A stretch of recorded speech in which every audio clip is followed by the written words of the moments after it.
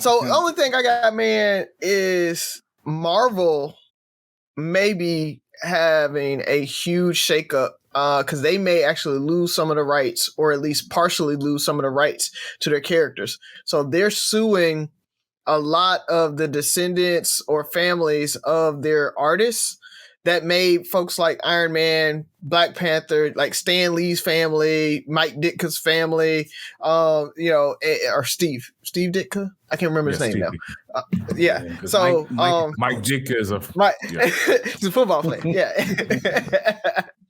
So, but they're suing their families for rights to the characters because after so long, the characters can revert back to the original artists, and Marvel isn't feeling that because then they'd have to share credit, they'd have to share pricing, they have to pay them to be able to use the likenesses of Iron Man and all these folks. And so it's a huge deal, and it can really change the landscape of a lot of artists that are for hire. So if you are an artist for a company or whatever, if you are not full-time on staff and you're paid per page, if you're paid per item or whatever, this can actually set precedent to like how much ownership you have of your characters. So Marvel is saying that because we paid them per page and we paid them when they created these characters, they're our characters because we have had creative control. We told them what to do with it and everything, and they just brought it to life.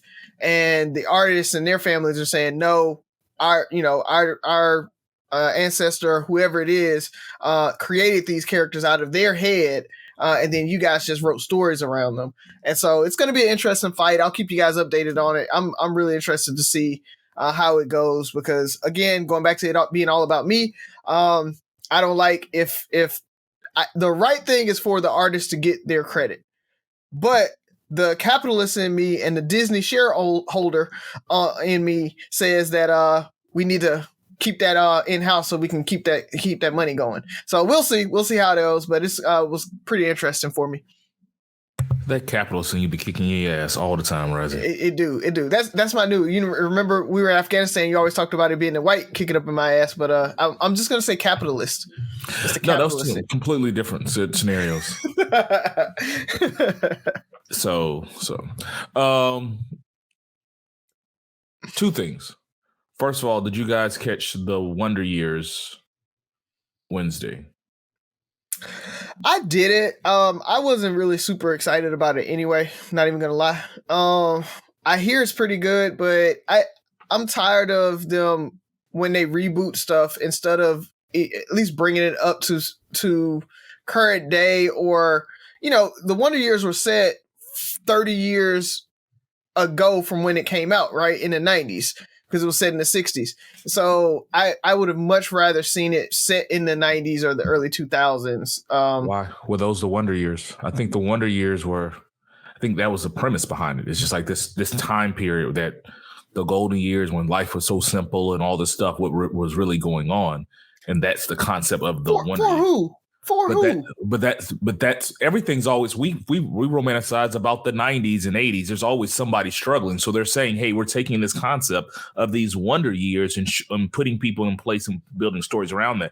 In this one, that For Who is exactly what you're saying. So it's the first episode. There's a lot of racial tension that was left out. It was things going on and saying, hey, but things were still so simple, but there were still things going on. So I think it's a concept. It's not really a remake. To me, it's more so, here's a concept of this time period. Let's show it from a different lens. Give it a chance. Okay. And Buff, I know you didn't watch the original, so I'm pretty sure you didn't watch this one either. Okay. Well, I advise listeners give it a chance. It was a good show. It doesn't have the nostalgia of the old one just because I was a kid when it came out in 1988 or whatever. So being an adult, but they hit on things and you get it a lot more as an adult. Some of the childhood things, even with the main character, I can relate to him. I can pretty much relate to him. His name is Dean Williams in the show, but it's not awkwardness, but it's his fight to kind of fit in a post-racial, when you're at that age where you're trying to figure things out. So watch the first episode. We'll talk about it maybe one day.